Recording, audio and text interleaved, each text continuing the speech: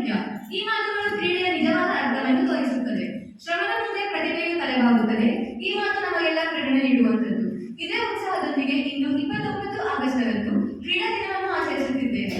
ಸರ್ವರಿಗೂ ಶುಭ ಮುಂಜಾನೆ. ನನ್ನ ಹೆಸರು ಸಮನ್ವಿತ. ನಾನು 10ನೇ ತರಗತಿ ಜೀವನ ವಿಭಾಗದಲ್ಲಿ ಓದುತ್ತಿದ್ದೇನೆ.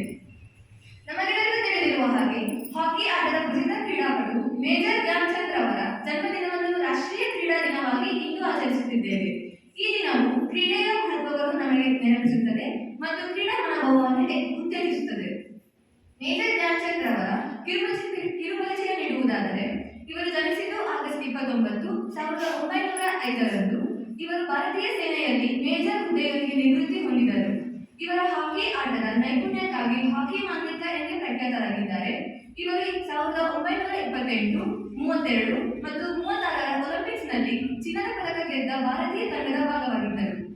ಹಾಗೂ 1936ರ ಒಲಿಂಪಿಕ್ಸ್ನಲ್ಲಿ ಇವರು ಭಾರತ ತಂಡದ ನಾಯಕರಾಗಿದ್ದರು. ಇಂದು ಕೇವಲ ಧ್ಯಾನ್ ಚಂದ್ ಅವರ ಪ್ರಶ್ನೆ ನೆನೆದರೆ ತಪ್ಪಾಗುತ್ತದೆ. ಭಾರತದ ಹಲವಾರು ಕ್ರೀಡಾಪಟುಗಳು ಪದಕಗಳನ್ನು ತಂದುಕೊಂಡಿದ್ದಾರೆ. ಇತ್ತೀಚಿನ 2020ರಲ್ಲಿ ನಡೆದ ಒಲಿಂಪಿಕ್ ಕ್ರೀಡೆಯಲ್ಲಿ ಭಾರತವು ಪದಕಗಳನ್ನು ಗೆದ್ದಿದ್ದು, ಅದರಲ್ಲಿ ಭಾರತ 1 ಚಿನ್ನ, 2 ಬೆಳ್ಳಿ ಹಾಗೂ 4 ಕಂಚು ಪದಕಗಳನ್ನು ಗೆದ್ದಿದ್ದು, ಈ ಒಲಿಂಪಿಕ್ನಲ್ಲಿ ನೀರಜ್ ಚೋಪ್ರಾ ಅವರು ಚಿನ್ನದ ಪದಕ ಗೆಲ್ಲುವುದರೊಂದಿಗೆ ಭಾರತಕ್ಕೆ ಕ್ರೀಡಾ ಇತಿಹಾಸದಲ್ಲಿ ಹೊಸ ಮೈಲಿಗಲ್ಲು ಸ್ಥಾಪಿಸಿದರು.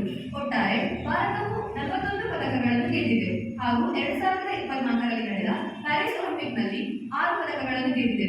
ಕ್ರೀಡೆಯನ್ನು ಆಡುವುದರ ಮೂಲಕ ನಮ್ಮ ಜೀವನವನ್ನು ಉತ್ತಮಗೊಳಿಸೋಣ. Sports is not about winning, it's a lesson for life. ಆಟ ಕೇವಲ ಗೆಲ್ಲುವುದಕ್ಕಾಗಿ ಮಾತ್ರವಲ್ಲ, ಜೀವನಕ್ಕೆ ಕಲಿಸುವ ಪಾಠವಾಗಿದೆ ಎಂದು ಹೇಳುತ್ತಾ ನನ್ನ ಮಾತುಗಳಿಗೆ ವಿರಾಮ ಹಾಕುತ್ತಿದ್ದೇನೆ. ಅವಕಾಶ ಕೊಡಿದ್ದಕ್ಕೆ ಧನ್ಯವಾದಗಳು. ಜೈ ಹಿಂದ್, ಜೈ ಕರ್ನಾಟಕ.